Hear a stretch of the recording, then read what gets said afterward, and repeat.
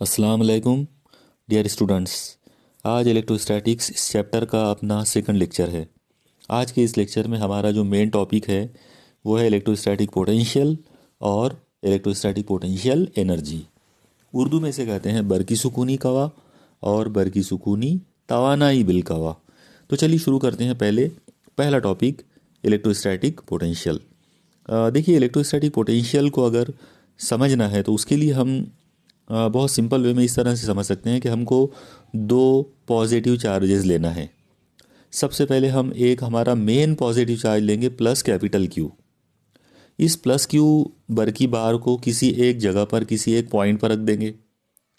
फिर इस पॉइंट से इनफाइनाइट दूरी पर, इनफाइनाइट फासले पर मतलब इन्फिनिटी पर, लामतना ही फासले पर एक यूनिट पॉजिटिव टेस्ट चार्ज जिसकी वैल्यू है प्लस क्यू नॉट, उसको रख देंगे। अब आप देखिए कि आपके पास अब दो पॉजिटिव चार्जेस हैं, एक प्लस कैपिटल क्यू और एक है plus Q not, small Q not. तो ये जो स्मॉल क्यू नॉट जो टेस्ट चार्ज है, यूनिट पॉजिटिव टेस्ट चार्ज, इसको हम इन्फिनिटी से उठाकर प्लस कैपिटल क्यू चार्ज के करीब लाने की कोशिश करेंगे।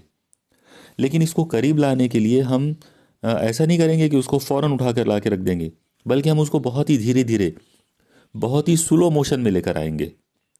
तो जब हम यूनिट पॉजिटिव टेस्ट चार्ज को प्लस कैपिटल क्यू की विसिनिटी में, उसके कुर्बत में ला धीरे धीरे लेकर आएंगे, तो उसको धीरे धीरे लाने के लिए हमको एक ख़ास चीज़ की मुखालिफत करना पड़ेगा, और वो चीज़ है electrostatic force of repulsion. Okay, आप देखिए हमने यहाँ पर दोनों चार्जेस पॉजिटिव लिए हैं, मतलब प्लस कैपिटल क्यू चार्ज और प्लस क्यू नॉट चार्ज, दोनों पॉजिटिव चार्जेस हैं। और हमको ये पता है कि अगर दोनों चार्जेस सेम होते हैं, यानी दोनों अगर पॉजिटिव चार्जेस हैं, तो they will repel each other. उनके बीच में कुव्वत दफ़ा पैदा होगी, वो एक दूसरे को दफ़ा करेंगे। ओके, और क्योंकि वो एक दूसरे को रिपेल करेंगे, इसीलिए जब आप टेस्ट चार्ज को यानी क्यू नॉट चार्ज को प्लस कैपिटल क्यू चार्ज के करीब लाने की कोशिश करेंगे, तो इलेक्ट्रोस्टैटिक फोर्स ऑफ रिपल्शन की मुखालिफत का सामना करना पड़ेगा। ओके, और इसीलिए जब हम पॉजिटिव टेस्ट चार्ज को प्लस कैपिटल क्यू चार्ज के करीब लाते हैं, वो भी धीरे धीरे, तो इलेक्ट्रोस्टैटिक फोर्स की मुखालिफत में, मतलब अगेंस्ट द इलेक्ट्रोस्टैटिक फोर्स, हमको कुछ वर्क करना पड़ेगा। वो जो वर्क किया जाएगा अगेंस्ट द इलेक्ट्रोस्टैटिक फोर्स, उस वर्क डन की वैल्यू और वो जो टेस्ट चार्ज है, वो उन दो लोगों का अगर हम तनासुब लेते हैं, उनका अगर हम रेशो लेते हैं, वो रेशो होता है electrostatic potential. Electrostatic potential is the ratio of work done divided by work done and test charge. Okay, तो अब यहाँ पर उस पर से ये फॉर्मूला अगर बनाते हैं तो फॉर्मूला कुछ ऐसा बन जाएगा, electrostatic potential is equal to work done upon test charge. Okay, work done को हम W लिख सकते हैं, यानी इसका सिंबल, और टेस्ट चार्ज होगा क्यू नॉट। तो इस तरह से V का, यानी इलेक्ट्रोस्टैटिक पोटेंशियल का फॉर्मूला बन जाएगा V is equal to W upon Q not. आइए अब देखते हैं कि इसकी यूनिट और डायमेंशन क्या होगा। तो जैसा आप फॉर्मूले में देख रहे हैं, V is equal to W upon Q not है। ओके, इसमें W का मतलब है वर्क यानी काम, और उसकी SI यूनिट है जूल, और नीचे क्यू नॉट जो है वो इलेक्ट्रिक चार्ज है और उसकी SI यूनिट है कूलम। इस तरह से SI unit of electrostatic potential जो है वो बन जाएगा जूल पर कूलम। ओके, ये जो जूल पर कूलम है, इसी को हम वोल्ट भी कहते हैं। तो इस तरह से SI unit of electrostatic potential दो हैं, जूल पर कूलम भी है और वोल्ट भी है। ओके, अब हम देखते हैं कि इसका डायमेंशन, मतलब इसका आबाद क्या होगा। अब अगर हमको इलेक्ट्रोस्टैटिक पोटेंशियल का डायमेंशन बनाना है, तो सबसे पहले तो आप यहाँ पर एक चीज़ ध्यान में रखिए कि यहाँ पर ये जो जूल है, इस जूल का मतलब होता है न्यूटन इनटू मीटर, और ये जो कूलम है, हम कूलम की जगह पर एम्पियर इनटू सेकंड ले सकते हैं। ओके, एम्पियर इनटू सेकंड मतलब Q is equal to I T. Actually आप ये फॉर्मूला याद रखिए, I is equal to Q upon T. इस पर से Q की वैल्यू आ जाएगी I इंटू टी। तो हम कूलम की जगह पर I इंटू टी मतलब एम्पियर इंटू सेकंड ले सकते हैं। ओके, और जब हम वहाँ पर एम्पियर इंटू सेकंड लेंगे और फिर उसको सॉल्व करेंगे, तो जो हम लोगों को यहाँ पर डायमेंशन मिलेगा, वो मिलेगा L2m1 T-3 और I-1। यहाँ पर याद रखिए आई जो है it represents electric current.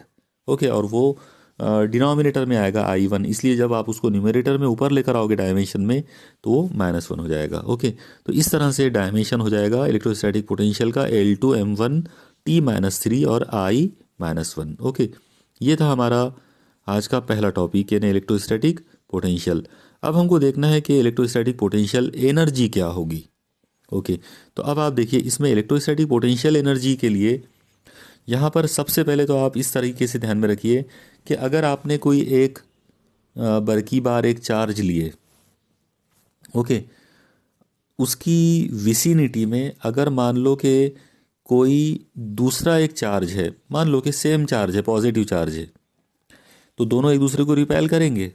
Okay, अगर आप जो सेकंड वाला चार्ज है उसको अगर हम इस इलेक्ट्रोस्टैटिक फील्ड में से इन्फिनिटी की तरफ ले जाना चाहें, यानी फील्ड में से निकाल कर अगर हम उसको इन्फिनिटी की तरफ अगर उसको ले जाते हैं, बाहर ले जाना चाहें, तो भी हमको इलेक्ट्रोस्टैटिक फील्ड जो है, इलेक्ट्रोस्टैटिक फोर्स जो है उसके अगेंस्ट में काम करना पड़ेगा। ओके, ऐसा करने पर जो एनर्जी जो लगेगी, जो भी वर्क डन होगा, वो work done electrostatic potential energy कहलाएगा। ओके, इसका एक दूसरा कंसेप्ट ये भी है कि अगर आपने एक बरकी बार लिए और उसके करीब यानी उसके नज़दीक कोई दूसरा बरकी बार अगर आप उसके करीब लाने की कोशिश करते हैं, तो उसको करीब लाने के लिए जो एनर्जी लगेगी या जो वर्क डन लगेगा, वो work done electrostatic potential energy होता है। इसकी यूनिट जो इसका जो सिंबल है वो U है, यानी आमतौर पे पोटेंशियल एनर्जी जी को U से, कैपिटल U से रिप्रेजेंट करते हैं, इसलिए इलेक्ट्रोस्टैटिक पोटेंशियल एनर्जी का भी सिंबल कैपिटल U है। तो बरकी सुकूनी कावा जो है वो आमतौर पे V होता है और बरकी सुकूनी तवानाई बिल कावा जो है वो आमतौर पे U होती है। दोनों के दरमियान क्या रिलेशन है, तो बहुत सिंपल सा रिलेशन रहेगा, U is equal to V into Q. U का मतलब है पोटेंशियल एनर्जी और V का मतलब है पोटेंशियल और Q का मतलब है चार्ज। अब हम देखें कि इलेक्ट्रोस्टैटिक पोटेंशियल एनर्जी जब है, तो क्योंकि वो एनर्जी है, पोटेंशियल एनर्जी है, इसलिए उसकी SI यूनिट जूल होगी, और जूल होने की वजह से उसकी जो डायमेंशन बनेगा वो हो जाएगा न्यूटन इंटू मीटर पर से। न्यूटन हो जाएगा L1m1T-2 और साथ में मीटर यानी L1, तो L1 तो इस तरह से dimension of electrostatic potential energy जो है वो आ जाएगी L2m1T-2। ओके, ये था इलेक्ट्रोस्टैटिक पोटेंशियल एनर्जी का कंसेप्ट। अब हमको इसका एक एक्सप्रेशन मालूम करना है, इसका एक डेरिवेशन देखना है। इसका डेरिवेशन देखने के लिए सबसे पहले तो आप इस फिगर पर नज़र डालिए। आप देखिए यहाँ पर हमने एक मेन जो चार्ज है, इलेक्ट्रिक चार्ज, वो है प्लस कैपिटल Q। तो प्लस कैपिटल Q इस बरकी बार को हमने पॉइंट O पे रखा हुआ है। इस पॉइंट O से कुछ दूरी पर, मतलब इसके अतराफ में एक फासला है R1, वहाँ पर हमने पॉइंट A लिए, और उसी तरह से पॉइंट O से R2 फासले पर हमने एक दूसरा पॉइंट B लिया हुआ है। ओके, यानी A पॉइंट का फासला R1 है और B पॉइंट का फासला R2 है। आप यहाँ पर O को ओरिजिन जैसा भी इमेजिन कर सकते हैं। ओके, अब आप देखिए कि मान लो हमने एक टेस्ट चार्ज लिए प्लस Q0, और इस टेस्ट चार्ज प्लस Q0 को हमने पॉइंट A पे रख दिए। जब हम उसको पॉइंट A पे रखेंगे, और क्योंकि वो प्लस कैपिटल Q की विसिनिटी में है, इसका मतलब उनके बीच में इलेक्ट्रोस्टैटिक फोर्स आ जाएगी, और ये दोनों पॉजिटिव चार्जेस हैं। इसका मतलब जो इलेक्ट्रोस्टैटिक पोटेंशियल, यहाँ पर जो इलेक्ट्रोस्टैटिक फोर्स डेवलप होंगी वो फोर्स ऑफ रिपल्शन होना चाहिए, क्योंकि दोनों सेम चार्जेस हैं, पॉजिटिव चार्जेस। इसलिए जो Q0 चार्ज पर प्लस कैपिटल Q की वजह से जो फोर्स डेवलप होंगी, इलेक्ट्रोस्टैटिक फोर्स, वो होगी Fe। यहाँ पर आप देख सकते हैं Fe बार, और ये जो Fe बार जो फोर्स है, it will act away from Q0, यानी वो इसी लाइन पर एक्ट करेगी लेकिन बाहर की तरफ। ओके, ये फोर्स ऑफ रिपल्शन है, इसलिए ये उसको बाहर की तरफ जो है वो रिपेल करेगी। ओके, अब आप ऐसा यहाँ पर देखिए कि आपको इस पॉजिटिव टेस्ट चार्ज को, मतलब Q0 चार्ज को उठाकर पॉइंट A से उठाकर पॉइंट B तक लाना है। यानी हम उसको ए से बी तक लाना चाहते हैं। और इस फिगर को देखकर आपको समझ में आ गया होगा कि पॉइंट ए जो है वो काफ़ी दूरी पर है, तो वहाँ पर इलेक्ट्रोस्टैटिक फोर्स जो है वो अवे फ्रॉम है, away from point A. Okay, उसी तरीके से जब आप उसको पॉइंट बी पे लाएंगे, पॉइंट बी जो है वो पॉइंट ओ के करीब है, इसका मतलब यहाँ इलेक्ट्रोस्टैटिक फोर्स का असर भी ज़्यादा होगा। तो जैसे जैसे हम प्लस क्यू नॉट को ए से बी की तरफ लाने की कोशिश करेंगे, इलेक्ट्रोस्टैटिक फोर्स ऑफ रिपल्शन की मुखालिफत बढ़ती जाएगी। इस मुखालिफत का सामना करने के लिए हमको कुछ ना कुछ काम करना पड़ेगा। जो काम हम यहाँ करेंगे वो काम होगा WAB, और ये WAB जो काम है ये होगा बेसिकली पोटेंशियल एनर्जी का difference, potential energy at the final point minus potential energy at the initial point, इस रूप में। यानी WAB की वैल्यू हो जाएगी U∪B माइनस U∪A। याद रखो यहाँ पर B जो है वो फाइनल पोजीशन है और A जो है वो इनिशियल पोजीशन है। ओके, तो UB का मतलब है पोटेंशियल एनर्जी एट B और UA का मतलब है पोटेंशियल एनर्जी एट A। अब UB माइनस UA जो है वो हो जाएगा डेल्टा यू। डेल्टा यू का मतलब है चेंज इन पोटेंशियल एनर्जी। तो इस तरह से हमको एक चीज़ समझ में आ रही है कि किया गया काम हमेशा चेंज इन पोटेंशियल एनर्जी के बराबर होता है। ओके, ये इस बात को आप बहुत अच्छे से ध्यान में रखिए। यहाँ पर ये जो कंसेप्ट हमारे सामने आया, कौन सा कंसेप्ट, यानी एक कंसेप्ट तो ये कि WAB is equal to delta U, और दोनों का मीनिंग क्या है, किया गया काम हमेशा चेंज इन पोटेंशियल एनर्जी यानी तवानाई बिलकवा की तब्दीली के बराबर होगा। काम हमेशा तवानाई बिलकवा की तब्दीली के बराबर होगा। Work done is always equal to change in potential energy. Okay, अब हम ये जो हमारे पास जो वर्क डन का ये जो फॉर्मूला हमको मिला, अब हम एक काम करेंगे, इसको इंटीग्रेशन यानी इसको कंप्लीट वैल्यू निकालने के लिए, इसकी मुकम्मल वैल्यू हासिल करने के लिए हम यहाँ पर इसका इंटीग्रेशन करेंगे।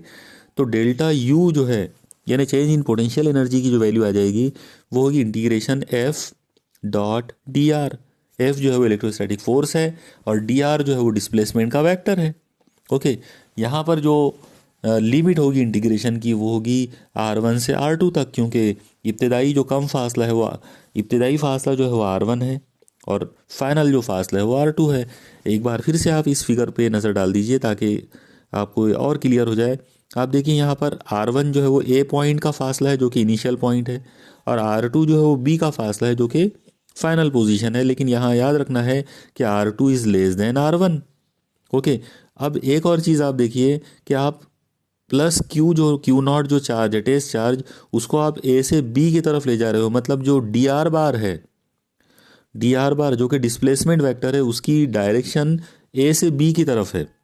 ओके, डायरेक्शन जो है वो A से B की तरफ है, जबकि इलेक्ट्रोस्टैटिक फोर्स जो है उसकी डायरेक्शन A से बाहर की तरफ है। मतलब F जो है वो dr से अपोजिट डायरेक्शन में है। जब दो वेक्टर एक दूसरे से अपोजिट डायरेक्शन में होते हैं तो they are said to be in opposite direction, means they are anti parallel to each other, यानी वो एक दूसरे से जिद मुतवाजी हालत में है। और एंटी पैरेलल कंडीशन का मतलब होता है कि उनके बीच में जो एंगल बनेगा वो एंगल होगा 180 डिग्री का, 180 डिग्री का एंगल बनेगा उनके बीच में। ओके, यानी F और dr अपोजिट डायरेक्शन में है, इसलिए उनके बीच का एंगल 180 डिग्री का होगा। ओके, अब हम एक काम करते हैं, यहाँ पर ये जो डॉट प्रोडक्ट है F और dr के बीच में, डॉट हटा देते हैं।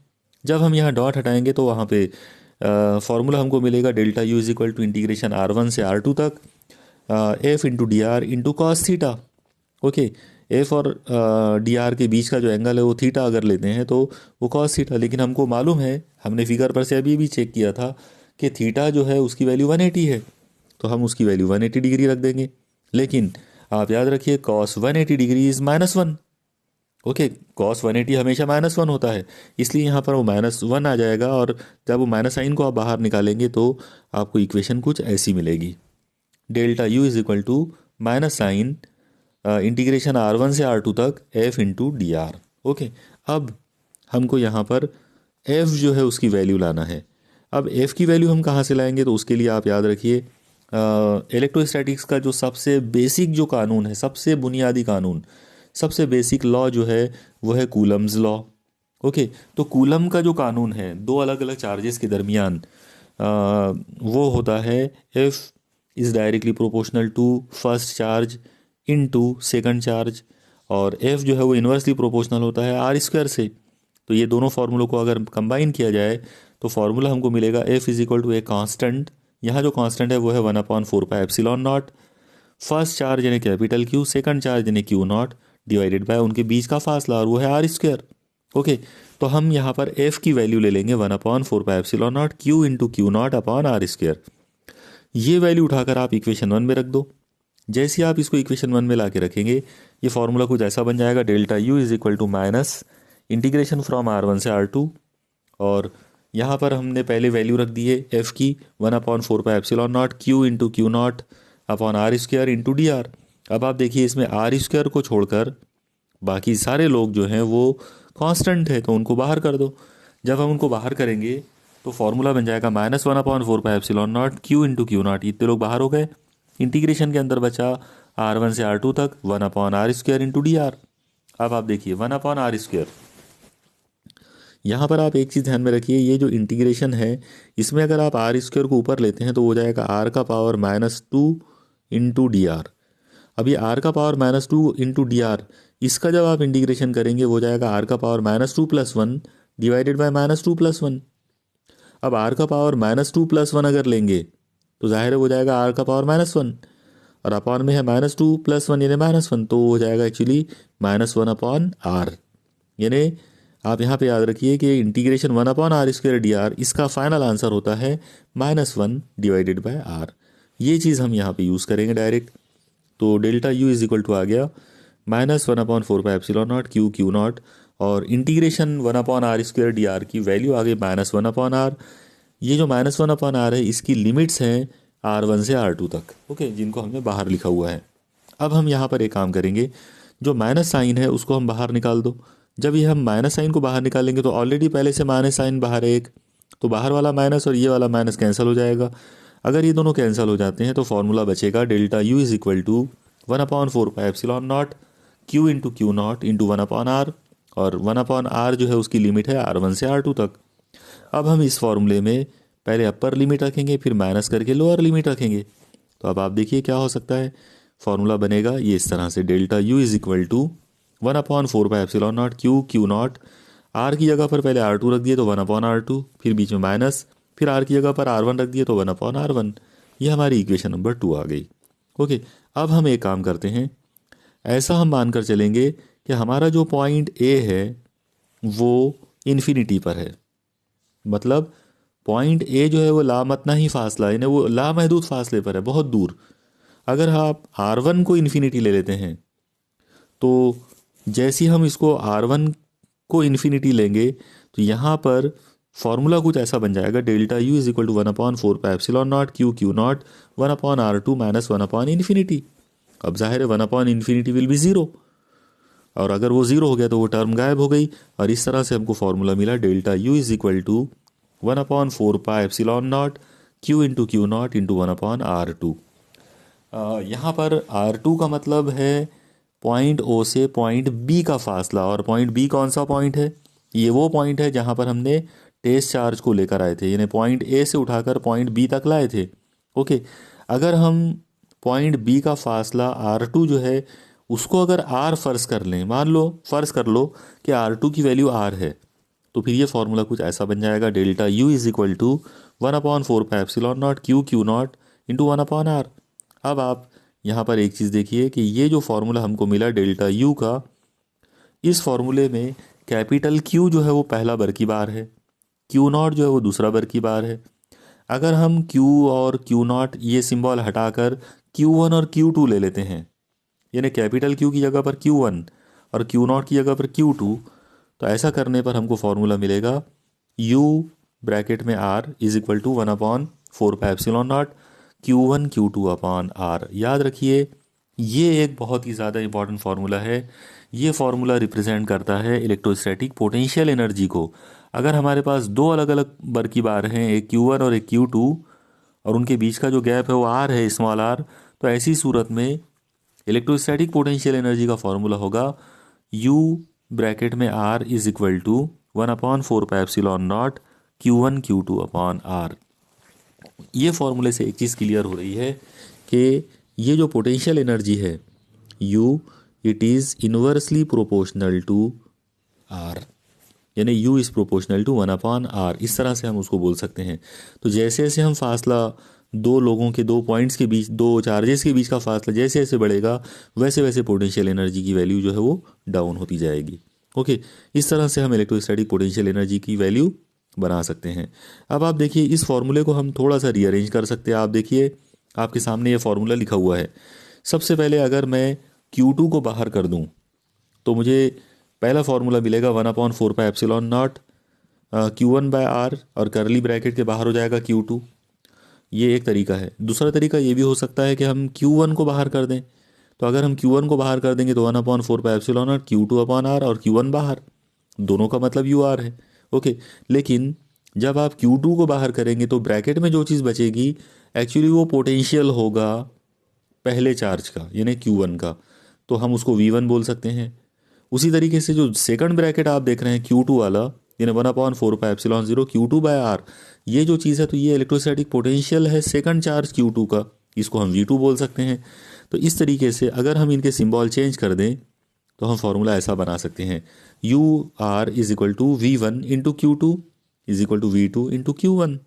ओके, यानी potential energy is always equal to potential multiplied by charge. ये कंसेप्ट हमको मिल रहा है। इससे हम फार्मूला जो बना सकते हैं वो कुछ ऐसा आ जाएगा, V1 is equal to U∪R, यानी U इंटू U ब्रैकेट में R अपॉन Q2, या फिर V2 इज इक्वल टू आएगा U अपॉन Q1। ओके, तो ये रिलेशन है इलेक्ट्रोस्टैटिक पोटेंशियल का, इलेक्ट्रोस्टैटिक पोटेंशियल एनर्जी के साथ में। और जैसा कि आपने देखे, दोनों में बहुत मामूली सा फ़र्क है, और वो फ़र्क सिर्फ डिवाइडेड बाय चार्ज का है। यानी इलेक्ट्रोस्टैटिक पोटेंशियल अगर आपको निकालना है तो उसकी वैल्यू आ जाएगी potential energy divided by charge. Electrostatic potential energy divided by charge, ये जो रेशो होगा it is called electrostatic potential. Okay, यहाँ पर अब ये रिलेशन जो है ये हमारा कंप्लीट हो गया। अब हमको ये देखना है कि बरकी मैदान और बरकी सुकूनी कवा, इन दो लोगों के बीच में क्या ताल्लुक़ है। बरकी मैदान यानी इलेक्ट्रोस्टैटिक फील्ड या इलेक्ट्रिक फील्ड, और इलेक्ट्रोस्टैटिक पोटेंशियल, इन दो लोगों में आपस में क्या ताल्लुक़ होता है। तो सबसे पहले तो आप देखिए कि बरकी मैदान होता क्या है, यानी इलेक्ट्रिक फील्ड क्या होती है। तो बहुत आसान सा कंसेप्ट है। मान लो कि आपने कोई एक चार्ज लिए, कोई एक बरकी बार लिए, उस बरकी बार के चारों तरफ एक ऐसा इमेजिनरी, आप एक ऐसा इलाका बना सकते हैं, ऐसा समझ सकते हैं उसके चारों तरफ, उसकी विसिनिटी के अंदर, जहाँ पर उस चार्ज की इलेक्ट्रोस्टैटिक फोर्स को फील किया जा सकता है। वो जो एरिया होगा जिसमें चार्ज की इलेक्ट्रोस्टैटिक फोर्स को फील कर पाएंगे, उस विसिनिटी को, उस माहौल को, या वो जो अतराफ का तसव्वुराती इलाका है, उसे इलेक्ट्रिक फील्ड कहते हैं। Okay, what is electric field? Electric field is the imaginary region around any charge in which the electrostatic force can be experienced. यानी किसी भी बरकी बार के चारों तरफ, उसके तरफ में, उसके माहौल में एक ऐसा तसव्वुराती इलाका होता है जिसमें उस बरकी बार की बरकी सुकूनी मैदान, यानी इलेक्ट्रोस्टैटिक बरकी सुकूनी फोर्स, यानी इलेक्ट्रोस्टैटिक फोर्स जो होती है, बरकी सुकूनी कुव्वत जो होती है, उसके असर को फील कर सकते हैं, उसके असर को महसूस कर सकते हैं, उसे हम कहेंगे इलेक्ट्रिक फील्ड। ओके, अब इलेक्ट्रिक फील्ड को अगर हम किसी वेक्टर से अगर रिप्रेजेंट करना चाहें तो एक वेक्टर होता है जिसका नाम है इलेक्ट्रोस्टैटिक फील्ड इंटेंसिटी। उर्दू में हम इसे बरकी हिद्दत कहेंगे। तो इलेक्ट्रिक फील्ड इंटेंसिटी या बरकी हिद्दत का जो सीधा साधा मतलब है वो ये होता है कि जो इलेक्ट्रोस्टैटिक फोर्स है उसको आप डिवाइड कर दो चार्ज से। इलेक्ट्रोस्टैटिक फोर्स अपॉन चार्ज, यानी बरकी सुकूनी कुव्वत और बरकी बार का तनासुब जो है वो होता है बरकी हिद्दत। और इस तरह से बरकी हिद्दत के लिए जो फॉर्मूला बनेगा वो होगा E bar is equal to F upon Q। जैसा आप देख रहे हैं कि E के ऊपर बार लगा है, मतलब ये एक वेक्टर क्वांटिटी है, एक सिमती मिकदार है। और अगर ये वेक्टर क्वांटिटी है तो फिर इसकी एक डायरेक्शन होगी। ये डायरेक्शन होती है प्लस से माइनस की तरफ, या आप उसको ऐसा बोल सकते हैं कि अगर आपके पास सिर्फ एक पॉजिटिव चार्ज है तो इलेक्ट्रिक फील्ड उसमें से बाहर की तरफ निकलने वाली होगी। और अगर आपके पास सिर्फ एक निगेटिव चार्ज है तो उसमें इलेक्ट्रिक फील्ड इंटेंसिटी जो है वो उसके अंदर उसके तरफ आने वाली होगी। ओके, यानी पॉजिटिव चार्ज से बाहर की तरफ जाने वाली और नेगेटिव चार्ज में अंदर की तरफ आने वाली, ये होती है electric field intensity E bar की डायरेक्शन। ओके, यहाँ पर E bar is equal to F upon Q, ये हमारा इक्वेशन नंबर 1 हो गया। ओके, अब हम क्योंकि हमको यहाँ पर इलेक्ट्रोस्टैटिक पोटेंशियल को लाना है तो उसके लिए अब हम एक फिगर को पहले कंसीडर कर लेते हैं। आप देखिए, मान लो आपने एक ओरिजिन वाला पॉइंट एक लिया ओ, और इस ओरिजिन वाले पॉइंट ओ पर एक पॉजिटिव चार्ज रख दिए प्लस क्यू। इस पॉजिटिव चार्ज ओ से एक्स दूरी पर यानी स्मॉल एक्स दूरी पर एक पॉइंट एम है। ये जो पॉइंट एम है, यहाँ से स्मॉल डी एक्स फासले पर एक पॉइंट है एन। ओके, पॉइंट एन जो है वो एम से ए की जानिब है, मतलब नुक्ता ओ की तरफ है। अब यहाँ पर आप एक चीज़ ध्यान में रखिए कि अगर आप कोई बरकी हिद्दत अगर आपको मालूम करना हो कहाँ पर, पॉइंट एम पर, तो क्योंकि ये पॉजिटिव चार्ज की बात हो रही है, प्लस क्यू चार्ज है, इसलिए इस पॉजिटिव चार्ज की वजह से जो बरकी हिद्दत होगी वो अवे फ्रॉम पॉइंट एम होगी। ओके, मतलब उसकी जो सिमत होगी वो ओ एम बार के डायरेक्शन में होगी। ओ एम बार का मतलब है ओ एम से ओ, यानी ओ से एम की तरफ या एम से बाहर की तरफ, जैसा कि आपको फिगर में दिख रहा है। तो इस तरह से ओ एम बार जो है ये इलेक्ट्रिक फील्ड की इंटेंसिटी हो गई। अब अगर हम यहाँ पर वर्क डन का फॉर्मूला अगर बनाना चाहें तो वर्क डन का जो फॉर्मूला होगा, यानी यूनिट पॉजिटिव चार्ज को पॉइंट एम से पॉइंट एन तक लाने के लिए, यानी पॉइंट एम से पॉइंट एन तक, यानी हम पहले ये मानकर चलेंगे कि unit positive charge point M पर बैठा हुआ है, वहाँ से हमने उसको उठाकर पॉइंट एन तक लेकर आए, तो डी एक्स उसने फासला कवर किया, तो जो वर्क डन होगा वो वर्क डन होगा D W is equal to minus F into D X. Okay, यहाँ पर माइनस साइन जो है वो सिर्फ इसलिए यूज़ कर रहे हैं हम लोग क्योंकि एफ और डी एक्स जो है वो एक दूसरे से अपोजिटली डायरेक्टेड हैं, एक दूसरे से अपोजिट डायरेक्शंस में हैं। अब आप यहाँ पर एक चीज़ देखिए कि जो चार्ज हम यहाँ पर इमेजिन कर रहे हैं वो है यूनिट पॉजिटिव चार्ज, और यूनिट पॉजिटिव चार्ज है, इसलिए ये जो हमारी इक्वेशन 1 जो है, इस इक्वेशन 1 में जो क्यू है उसको हमको यूनिट चार्ज लेना पड़ेगा, तो ई इज इक्वल टू आ जाएगा एफ अपॉन क्यू यानी 1, तो एफ अपॉन 1 यानी एफ, इसका मतलब ई की वैल्यू जो है वो एफ के बराबर आ गई। ओके, यानी यहाँ पर एफ इज इक्वल टू क्या हो गया, ई। अब ये वाली वैल्यू आप इक्वेशन 2 में रख सकते हैं। जैसे ही आप इक्वेशन 2 में इसको रखेंगे तो ये आ जाएगा D W is equal to minus E into D X. लेकिन अब आप एक चीज़ देखिए कि डी डब्ल्यू जो है वो वर्क डन है, और हमने अभी पिछले सवाल के अंदर ही देखा था कि वर्क डन जो है वो हमेशा चेंज इन पोटेंशियल एनर्जी होता है। ओके, इसका मतलब डी डब्ल्यू जो है it is equal to D V या चेंज इन पोटेंशियल, तो D W is equal to आ गया डी वी, और इसीलिए ये वैल्यू अगर आप ऊपर के फॉर्मूले में रख दें तो D V is equal to हो जाएगा minus E into D X. Okay, अब इस पर से अगर हम डी एक्स को शिफ्ट कर दें इधर लेफ्ट साइड में तो आपको फॉर्मूला मिलेगा ई इज इक्वल टू, यानी capital E is equal to minus D V by D X. आप याद रखिए ये जो फॉर्मूला आपके सामने अभी दिख रहा है ये बहुत ही ज़्यादा इंपॉर्टेंट फॉर्मूला है। इलेक्ट्रिक फील्ड इंटेंसिटी किसी भी चार्ज के लिए जो होती है वो है minus D V by D X. D V का मतलब है पोटेंशियल और डी एक्स का मतलब है डिस्टेंस। जब हम पोटेंशियल को डिस्टेंस के रेशो में लेंगे इसे आमतौर पर कहते हैं पोटेंशियल ग्रेडियंट, उर्दू में इसे कहते हैं कवाई तफावत, पोटेंशियल ग्रेडियंट। इसलिए ई का मतलब जो है वो है माइनस निगेटिव पोटेंशियल ग्रेडियंट, यानी minus D V by D X. Okay, इस फॉर्मूले से एक चीज़ समझ में आ रही है कि बरकी कवा और फासला, इन दो लोगों का अगर हम तनासुब निकालते हैं तो वो बरकी हिद्दत के बराबर आ जाएगा, और इसीलिए बरकी हिद्दत के लिए अगर हमको एसआई यूनिट बनाना हो तो उसकी एसआई यूनिट हो जाएगी वोल्ट पर मीटर। यहाँ पर जो ऊपर इलेक्ट्रोस्टैटिक पोटेंशियल है उसकी यूनिट होगी वोल्ट, और नीचे जो डी एक्स है वो फासला है मतलब मीटर, तो volt per metre is the SI unit of electrostatic intensity या इलेक्ट्रिक इंटेंसिटी, ओके, ई की वैल्यू। इससे पहले हमने इलेक्ट्रोस्टैटिक जो फील्ड है यानी इंटेंसिटी है, इलेक्ट्रिक इंटेंसिटी, उसके लिए हमने एक एसआई यूनिट जो देखे था वो था जूल पर कूलम, ओके। और अभी हमको मिला इससे पहले हमको जो उसका फॉर्मूला मिला था वो क्या था, न्यूटन पर कूलम, ओके, न्यूटन पर कूलम। और अब हमको उसकी यूनिट मिली है वोल्ट पर मीटर। तो इसका मतलब न्यूटन पर कूलम और वोल्ट पर मीटर दोनों सेम है, ओके। ये था रिलेशन बिटवीन इलेक्ट्रोस्टैटिक फील्ड और पोटेंशियल ग्रेडियंट के बीच का रिलेशन, यानी इलेक्ट्रिक फील्ड इंटेंसिटी और इलेक्ट्रिक पोटेंशियल दोनों आपस में इस तरह से जुड़े हुए हैं, ओके। अब हम आज के इस टॉपिक का मतलब आज के इस लेक्चर का जो आखिरी जो तस्वूर है, आखिरी जो पॉइंट है वो हम देखेंगे, और वो है ज़ीरो पोटेंशियल क्या होता है। ज़ीरो पोटेंशियल मतलब सिफर बरकी का क्या होता है।